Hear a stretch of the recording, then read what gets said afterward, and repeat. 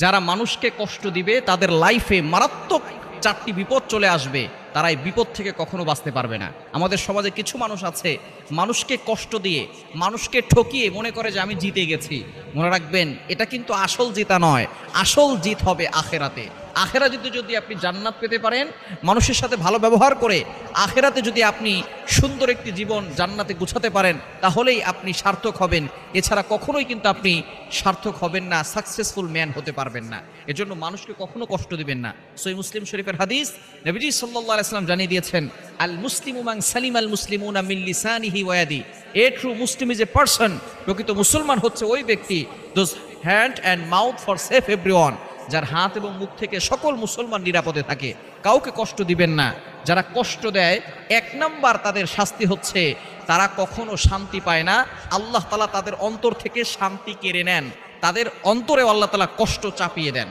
সুতরাং 1 নাম্বার শাস্তি, আপনি আপনার লাইফ নিয়ে কখনো হ্যাপি থাকতে পারবেন না। দুনিয়া এবং আখেরাত উভয় জগতে আপনিও কঠিন বিপদে পড়ে যাবেন। আল্লাহ তাআলা দুনিয়াতেও আপনাকে শান্তি দিবেন না, আখেরাতেও আপনি শান্তির মুখ দেখতে পারবেন না। এজন্য যদি আপনি দুনিয়া ও আখেরাতের শান্তি দেখতে চান, অন্যের মনে কষ্ট দিবেন না। আপনি মানুষের উপকার করতে পারেন আর না পারেন, কখনো ক্ষতি করবেন না, মানুষের মনে কষ্ট দিবেন না।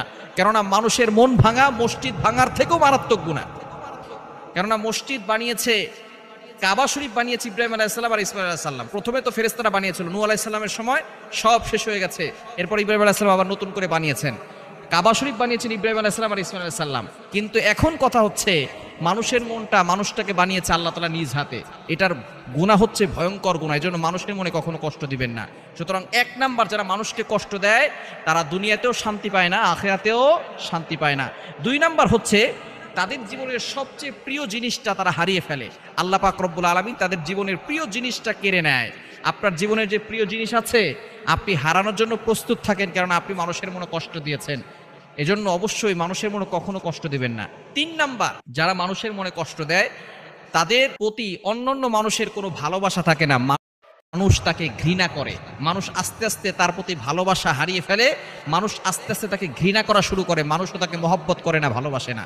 4 নাম্বার হচ্ছে আল্লাহ পাক রব্বুল আলামিন নিজেও তাদেরকে ক্ষমা করে না। যারা মানুষকে কষ্ট দেয় আল্লাহ তাআলা ক্ষমা করে না।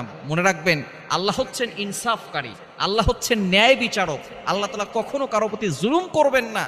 যারা অন্যায় করে, মানুষের মনে কষ্ট দিবে, আল্লাহ তাআলা তাদেরকে ক্ষমা করবেন না যতক্ষণ পর্যন্ত ওই মানুষ তাকে ক্ষমা না করবে। এজন্য খুব কেয়ারফুল থাকবেন, মানুষের প্রতি কখনো অন্যায় অবিচার করবেন না, মানুষকে কষ্ট দিবেন না, তাহলে কিন্তু আপনি দুনিয়া ও আখিরাত উভয় জগৎটাকেই ধ্বংস করে ফেলবেন। এজন্য সব সময় ট্রাই করবেন মানুষের মনে সব সময় শান্তি দেওয়ার জন্য, কষ্ট না দিয়ে সব সময় ভালো ব্যবহার করতে পারেন, এই ব্যবস্থা সবসময় করার চেষ্টা করবেন।